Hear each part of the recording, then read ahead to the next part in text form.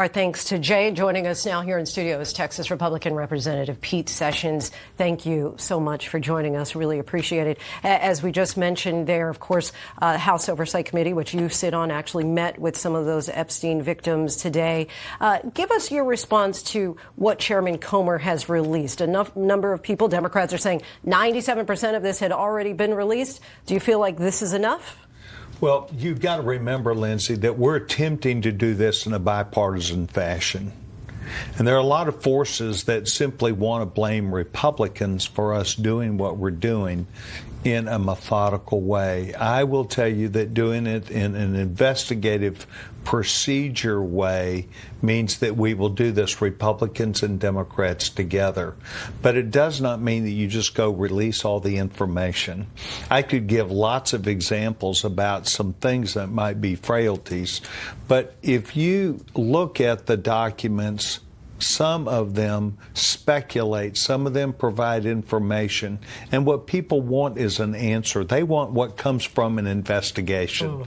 They want us to be able to say with great certainty that here is what we saw and here is why there was a delay in getting them out. I think that that's one of the biggest questions, and it is not going to go away.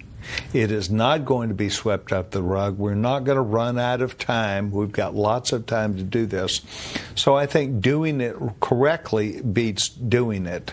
So it is, a lot of the documents have been leaked. They are out there, but not enough for us to draw a conclusion. There's no reason anybody in Congress would try and hide this or try and protect anyone. Based on what was released today, is there anything new that has been released to the public?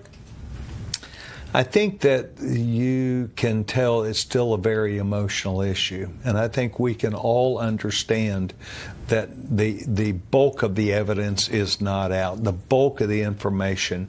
But what we need to do is to continue to put these in context and listening to people who were highly involved in this. It is emotional. It's part of the process of doing this. The main point that I'd like to make to either of these two young men that are trying to push this issue is that if we continue to work together, we will make the progress. We're not trying to hide this, and I will be a person that will tell you I want the answers also. And that is because my wife and almost every woman I know in Waco, Texas has approached me, including my staff, has said, we expect you to get to the bottom of this. So I can look you right in the eye and say, it's going to take a little bit of time on a Republican and Democrat working together perspective. So you feel that the documents will be released in their entirety, it's just not all at once, it's going to be in a timely fashion? I think it will be more, yes, I would say entirety, but I don't know whether that means in your mind or mine videos. I don't know that we're going to be releasing videos. I don't know that that's appropriate. I think it's probably not.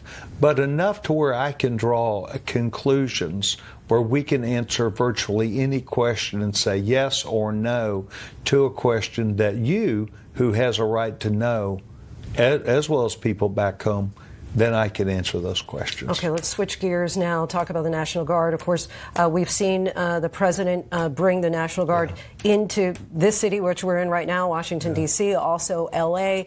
Today he talked about he is planning on going into Chicago. Of course, the governor of Illinois, J.B. Pritzker, says he does not want it.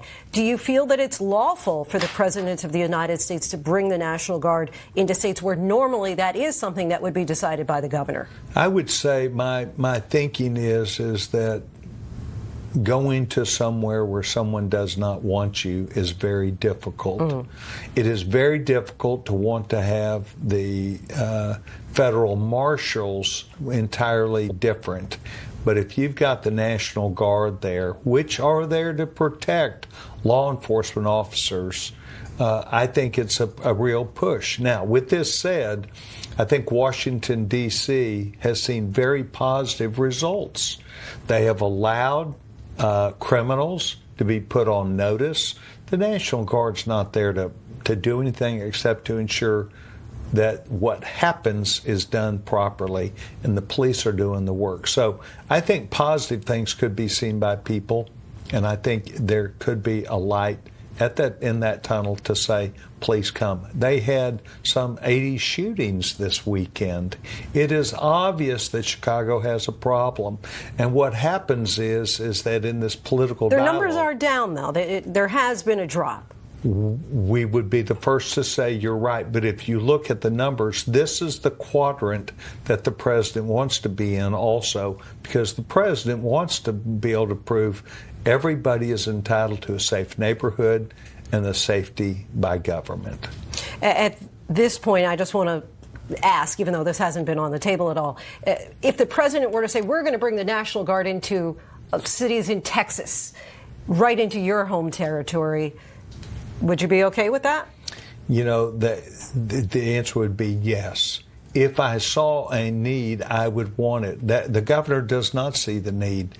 But we have seen the stories and the pictures of too much carnage that is in Chicago. And so why would someone want that broken system still on them?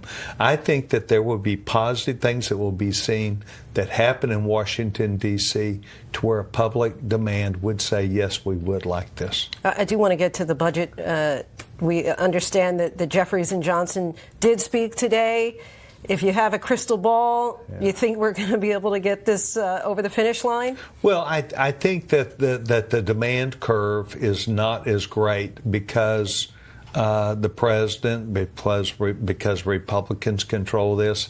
But I think that we are going to get it done. I don't ever see a government shutdown. That would be foolish on our part. But the timing is important to fund the government properly, to make decisions. We're back. Members of Congress can do this. I think the Senate's up to it. And the president should want to get on with the rest of the things that need to be done. And that is called running the government. Congressman Sessions, so appreciate your time. Thank you very much for joining us. And next up tonight, the president renewing that threat to deploy the National Guard to Chicago, as we just discussed, vowing, quote, we're going in without saying when. The president declared Chicago the worst and most dangerous city in the world by far, putting Governor J.B. Pritzker and Mayor Brandon Johnson on notice. His new threat followed a violent Labor Day weekend across the city. At least 8 people were shot and killed, dozens injured in separate incidents. Governor Pritzker responded immediately, saying that he refuses to play a reality game show with Donald Trump. Chicago reports a 22% drop in violent crime compared to 1 year ago. ABC's Mary Bruce reports from the White House.